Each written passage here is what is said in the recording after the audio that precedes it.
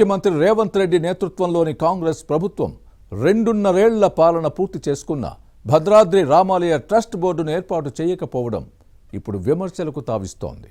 పాలక మండలిని నియమించకుండా 10 ఏళ్లు కాలం వెళ్లదీసిన కేసీఆర్ బాటలోనే రేవంత్ రెడ్డి నడుస్తున్నారన్న వ్యాఖ్యలు వినిపిస్తున్నాయి.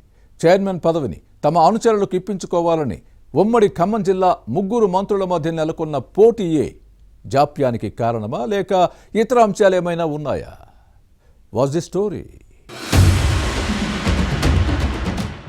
దక్షిణాది అయోధ్యగా బాసిల్లుతున్న భద్రాచల రామాలయ పాలక మండలి ఏర్పాటుకు మోక్షం లభించడం లేదు.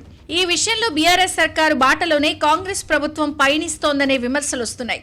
అయితే ఇటీవల యాదాద్రి లక్ష్మీ నరసింహస్వామి ట్రస్ట్ బోర్డును నియమించిన ముఖ్యమంత్రి రేవంత్ రెడ్డి భద్రాద్రి రామాలయ పాలక మండలిని ఏర్పాటు చేయకపోతారా అనేవారు లేకపోలేదు. ఉమ్మడి ఆంధ్రప్రదేశ్లో క్రమం తప్పకుండా ధర్మకర్తల మండళ్ల నియామకం జరిగింది.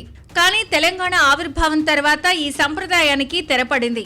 తానిషా కాలంలో 1664లో భక్తరామదాసు ఆలయాన్ని నిర్మించారు.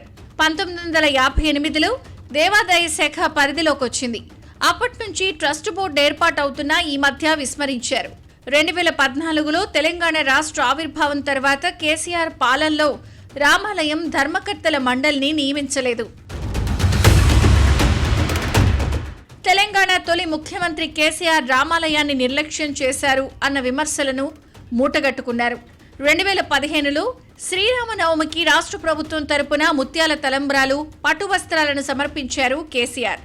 ఇక 2016 నుంచి 2023లో అధికారం కోల్పోయే వరకు భద్రాద్రి రామయ్య కళ్యాణోత్సవానికి హాజరు కాలేదు. ఉమ్మడి ఏపీలో అప్పటి ముఖ్యమంత్రులు కొనసాగించిన ఆనవాయితీకి కేసీఆర్ తిలోదకాలిచ్చారు. రామాలయ పాలక మండలిని కేసీఆర్ నియమించకపోవడం విమర్శలకు తావిచ్చింది. 2023లో ముఖ్యమంత్రిగా బాధ్యతలు చేపట్టిన రేవంత్ రెడ్డి ప్రభుత్వం 2.5 ఏళ్ల పదవీ కాలం పూర్తి చేసుకుంది. సగం పాలన పూర్తయిన భద్రాద్రి రామాలయం ధర్మకర్తల మండలిని ఏర్పాటు చేయకపోవడంతో హిందూ ధార్మిక సంఘాలు ఆగ్రహం వ్యక్తం చేస్తున్నాయి. కేసీఆర్ దారిలోనే రేవంత్ నడుస్తున్నారు అని విమర్శలు లేకపోలేదు. భద్రాద్రి ఆలయ ట్రస్ట్ బోర్డును నియమించకపోవడానికి పలు కారణాలున్నాయి. రేవంత్ రెడ్డి కేబినెట్ లో ఉమ్మడి ఖమ్మం జిల్లా నుంచి ప్రాతినిధ్యం వహిస్తున్న డిప్యూటీ సీఎం మల్లు భట్టి విక్రమార్క, మంత్రులు తుమ్మల నాగేశ్వరరావు, పొంగులేటి శ్రీనివాసరెడ్డి మధ్య పాలక మండలి ఏర్పాటుపై వివాదం నడుస్తోంది అన్నది బీజేపీ నేతల మాట. ఎవరికి వారు తమ అనుచరులకు చైర్మన్ పదవి ఇప్పించుకోవాలి అనే ప్రయత్నంతో ఈ వ్యవహారం కొలిక్కి రావడం లేదంటారు. కాంగ్రెస్ లో చాలా మంది ఆశావహులు ధర్మకర్తల మండలి చైర్మన్ పదవి కోసం ప్రయత్నాలు చేసినా ముడిపట్టలేదు. కేసీఆర్ పాలనలో పాలక మండలి నియామకం చేయలేదని విమర్శించిన కాంగ్రెస్ నేతలు అధికారంలోకి వచ్చిన తర్వాత చేస్తోందేంటన్న ప్రశ్న వస్తోంది. చెప్పింది ఒకటి, చేసేది మరొకటనే వ్యాఖ్యలు వినిపిస్తున్నాయి. హిందూ సంస్కృతి సంప్రదాయాల పట్ల కాంగ్రెస్ సర్కారుకు గౌరవం ఉంటే వెంటనే రామాలయ పాలక మండలిని నియమించాలని ధార్మిక సంఘాలు డిమాండ్ చేస్తున్నాయి. ట్రస్ట్ బోర్డును ఏర్పాటు చేయకుండా రామాలయం పునరుద్ధరణ పనుల పర్యవేక్షణకు ఎగ్జిక్యూటివ్ కన్వీనర్ గా 9 మంది సభ్యులతో కమిటీ ఏర్పాటైంది. 2024 నవంబర్ 12న అలాగే 2025 నవంబర్లో భద్రాచలం రామాలయం పాలక మండలి నియామకం కోసం నోటిఫికేషన్ ఇచ్చినా కార్యరూపం దాల్చలేదు.